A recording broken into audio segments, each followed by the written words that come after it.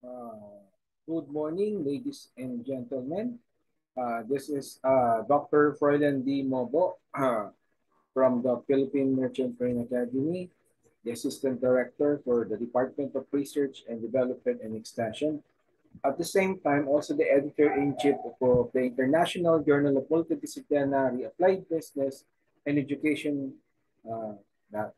So my task for today is to deliver about the multidisciplinary research culture amidst the pandemic.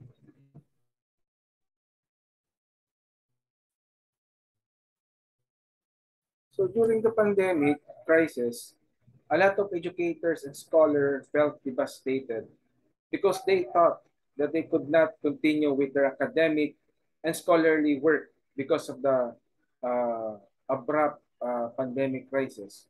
The good thing about the research publication and submission continues to grow eventually because it led to researchers and scholars writing on topics related to COVID-19. That's why it was a breakthrough for other scholars and researchers globally. Then a lot of researchers and scholars opened its door to the research and development during the pandemic and also up to now. So it's just a pandemic we're facing right now, and we need to think up or innovate a new strategy in order to survive on this battlefield. That's why a group of researchers like the ICSED Institute of Economic Development and Social Research and other international research institutions, of course, facilitates its call for papers globally by using an alternative mode of presentation, just like what we are doing right now using Zoom, Google Meet, and other platforms that can facilitate the continuous presentation and other research scholarly work. So also journal publications waive the article processing charges just to give to those scholars or writers who are greatly affected by this devastated situation. So the adoption of this new research culture through the use of technology-based platform such as ResearchGate, Google Scholar, and Mendeley encourages scholars and writers to persevere in their efforts to produce a good quality publishable paper that is globally readable and can be cited as many times as the researchers have read it, just like what I'm doing since the pandemic started. I published already 71 papers up to present, and it has gained uh, 42 citations in ResearchGate and 34 citations in Google Scholar in a matter of 2 years. So, which means that is a good numbers or figures or statistics in the research culture amidst the pandemic. So every research conference are also being offered free. That's why as a researcher by heart, I will have I will continue to promote and introduce new research methods in the field of academics, research and development, such as qualitative, quantitative, and mixed method research. This is to design locally or globally, which is needed on in this time of pandemic. So there is a big opportunity in research and development, of course, not only in this time of pandemic. So to stay at home and do collaborative research that can be cited and publishable in reputable journal, which is indexed in direct open access journals, which is the DOAJ, the Scopus, and the Web of Science, and other high impact factor indexing databases, which is part of the peer-reviewed reputable journal. So the pandemic has not only affected the publication, but the readership trend as well. In a multidisciplinary journal, we can see a steady increase in COVID-19 related articles compared to other diseases. So trending from between 2020 up to present, a lot of publications related to COVID-19 was published. For example, it was also indexed in Thomson Reuters, Scopus journals, and also in the Web of Science indexing database. So which means that is a good figure that most of the researchers have done throughout the whole pandemic period. And of course, A study also found that the publications examining the relationship between the COVID-19 and also the education, which is focused on online education and teacher education, while countries that contributed the most in the publications on this issue were, of course, the USA, the United Kingdom, Canada, and Spain, which really grows many statistics as far as that.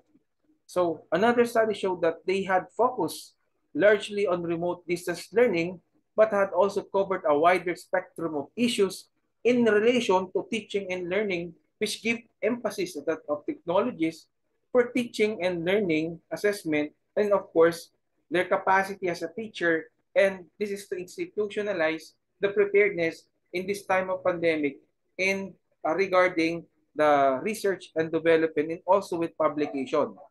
And of course, the study findings and propositions suggest that COVID-19, of course, will be the catalyst for several long and short-term policy changes, which give the necessitating the theoretical and empirical attention of all researchers across the globe. So the offered proposition will act as a roadmap for potential research opportunities, not just only during the pandemic, but as long as we have the research and development process and we can continuously grow with it.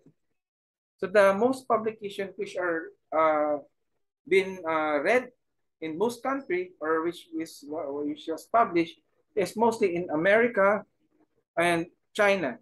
And the most used keywords are COVID-19, online education, and distance education.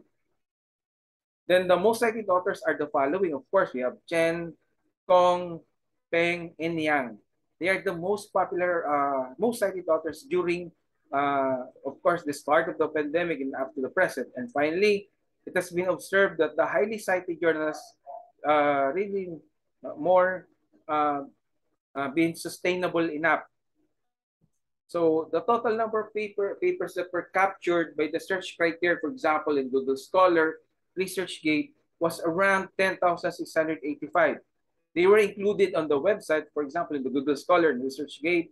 So the greatest increase in the types of studies over the 16 weeks and up to present, just like what we are doing in the publication is, for example, a narrative review, an expert opinion papers, followed by a case scenarios and report, which is relevant to the COVID-19 pandemic.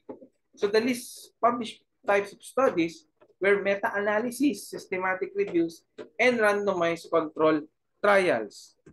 So during the first year of the pandemic, we have the figure statistics around 73,079 tweets from 44,609 users, and then 7,164 publications and 4,702 preprint applications were published and uploaded. So which means that they are active during those times. Started between 2020 March, whereas preprint and publication activity really readily increase.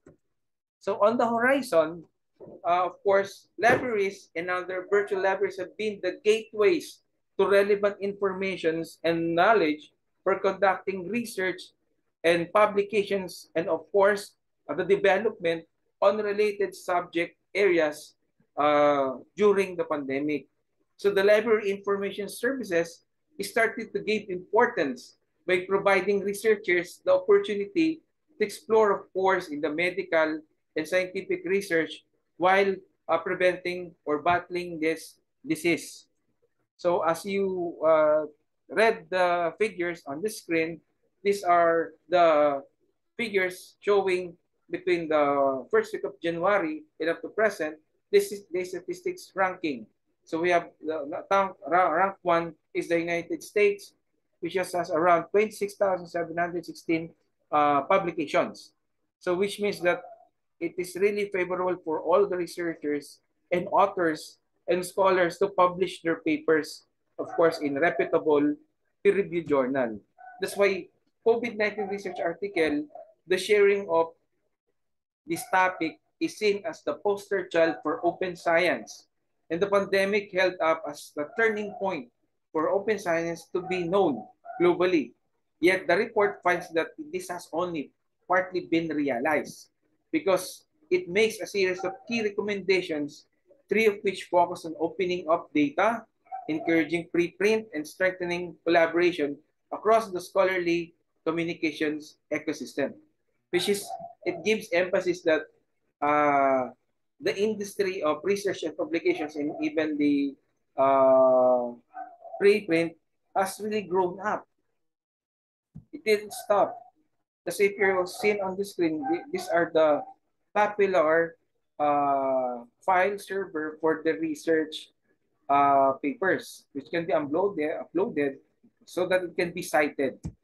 So of course, we have the research publication process in a journal, in the SAGE journal. As you see, a lot of papers relevant to COVID-19 can be indexed, can be cited. Okay, those are COVID-19 latest research. And of course, number of coronavirus or COVID-19 articles reaches around 23,500 on major databases. For example, we have the Web of Science, the Scopus database, the ASEAN Citation, and also the CHED accredited journal, which is based here in the Philippines. So those are the major indexing databases that most of the papers really flooded. So which means that the activity of the scholars and researchers is continuously grow. So they did not stop because part of that, they can explore many things as part of the solution for this global crisis that we are facing.